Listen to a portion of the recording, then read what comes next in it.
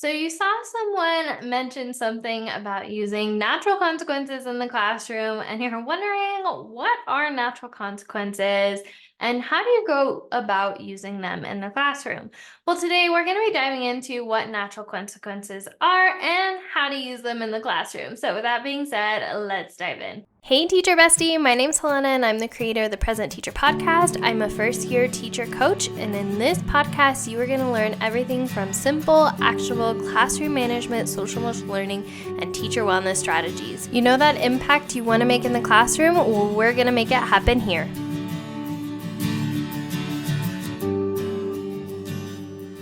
Natural consequences, also known as logical consequences, are the logical consequences or reactions to an action. A great way to think about this is Newton's third law of motion, which is every action has an equal and opposite reaction. Well, the same goes for natural consequences. Natural consequences are essentially what you would naturally assume would happen if something were to happen in class. So a good example of this would be, let's say a student makes a mess in the bathroom. The natural consequences would be that they have to clean it up and then maybe they have to practice what it looks like and sounds like to wash their hands and throw away the trash after they use the restroom. That is a great example of what a natural consequence is. On the other hand, an example of, or not an example of a natural consequence, or the opposite of a natural consequence, could be, let's say a student made a mess in the bathroom, so you take away their recess. The two aren't really correlated to each other, and so it's really hard for your students to learn what the reaction's going to be or what is going to happen when they don't follow what the expectations are. Another example or non-example could be, let's say a student doesn't turn in their homework, so you have them stay in for lunch and on their recess and have them sit on a wall. Again, this is not really related to them not doing their homework, and so the two aren't correlated. So now that we talked about what are natural consequences or logical consequences, let's talk about why you might want to go about using them in class. You see, when you use natural consequences in class, your students are going to learn that when this happens, this happens. So instead of doing it this way, I should try a different way. So students don't learn from, taking recesses away from, for example, or if I were to yell at you when you make a mistake, you're not actually learning what you need to do next time. Instead, a lot of kids will internalize this and just label themselves as a bad kid. Now, I've seen this in my classroom. When I first started teaching, I was taking away recess.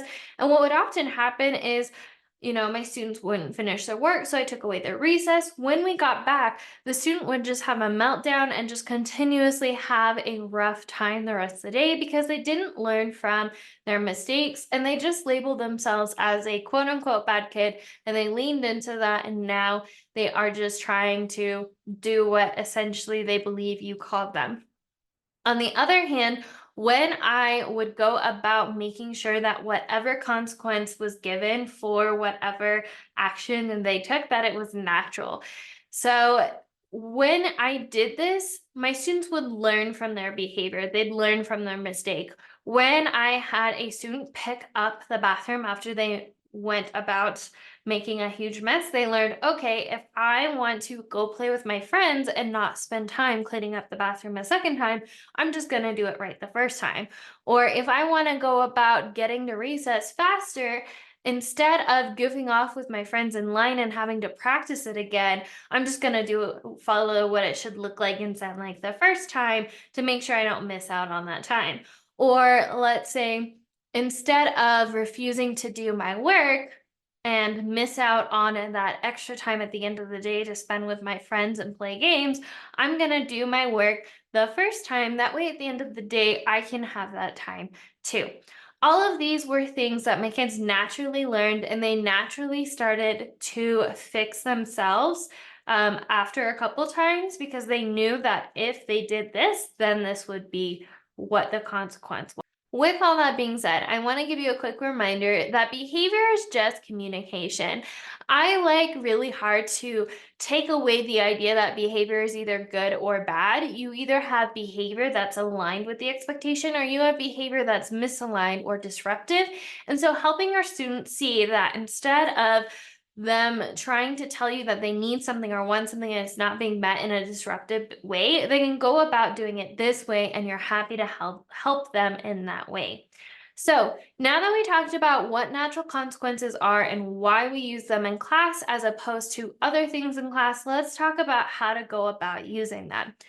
So, when it comes to figuring out which natural consequences you can use in the classroom, I actually like to take some time over the summer at the beginning of the year to think about different scenarios that might happen in the classroom and how I want to respond when that happens. So, here's some examples of some natural consequences you could give in class.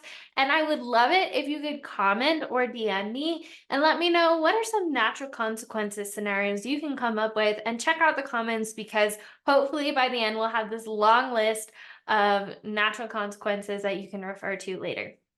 So here are some of the ones I personally came up with that are natural consequences in my classroom. Let's say a student is misusing a resource in the classroom, whether that's a tool like a pencil, a glue, their crayons, their markers, something like that. The consequence is then that they get to practice using that resource the right way, or if they continue to misuse it in the wrong and the not aligned way, then they get to take a break from using that resource until they can use it the proper way again. If I have a student who is misusing scissors and cutting things that they shouldn't be, the natural consequence is I'm going to take those scissors away and I'm going to sit down with them and practice what it should look like and sound like to use those scissors at a later time. Sorry about that. Coda came in and he has a cone on his head, so he's very loud.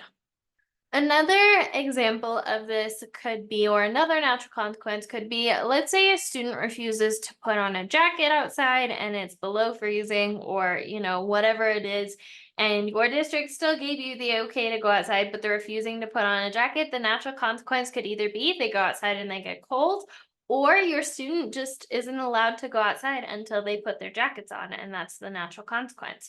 Another natural consequence could be maybe you have a student who's refusing to do work, and that means that later, at a later time, when your students are doing free time or they have a break, your student then gets to work on that work that they refuse to do when the other students are playing. A way that I naturally incorporated this is at the elementary level, we did do fun Fridays, but what I ended up doing is at the end of every day, I would try to wrap things up and give my kids anywhere from 5 to 10 minutes to themselves at the end of the day to either play like a community building game or something like that, because I didn't want to take natural breaks that I incorporated throughout the day from my students because I believe that breaks are required to keep your classroom running and not something that's earned.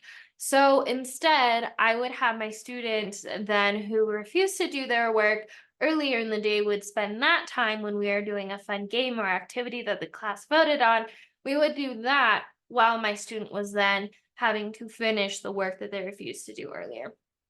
Another thing, example of natural consequence could be, let's say you have a student who is running in class. A natural consequence is they get to practice what it looks like and sounds like. Sometimes at that free time at the end of the day or that community building time, I would pull kids throughout the day that we had a talking to earlier and I didn't have a chance to maybe practice a procedure with them.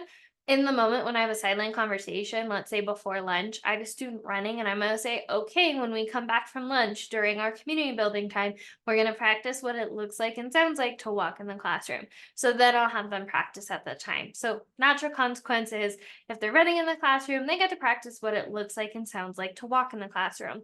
Another example of a natural consequence could be, let's say you have students who are goofing off during carpet or whole group time.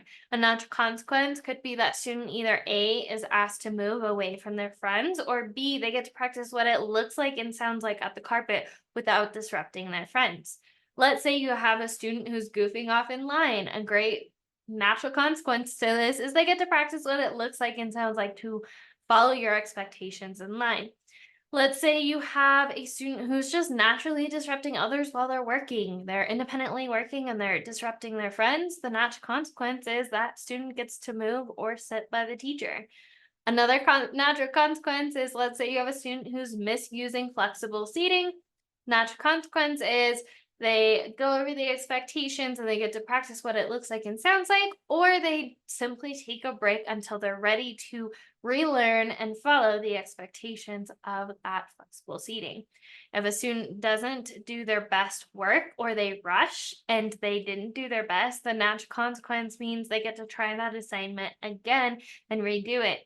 If a student rips up their paper, naturalist consequence is they get to redo that assignment. If a student isn't finishing their assignment and they're refusing to work on it, that means they get to finish while the rest of class gets free time or gets to do something else. So that's a huge list of just some of the natural consequences I include in my classroom. Which natural consequences do you include in yours? I bet you use a lot more than you think you do in your classroom. So that wraps up everything you need to know about natural consequences. We talked about what natural consequences are. We talked about why natural consequences in the classroom are important.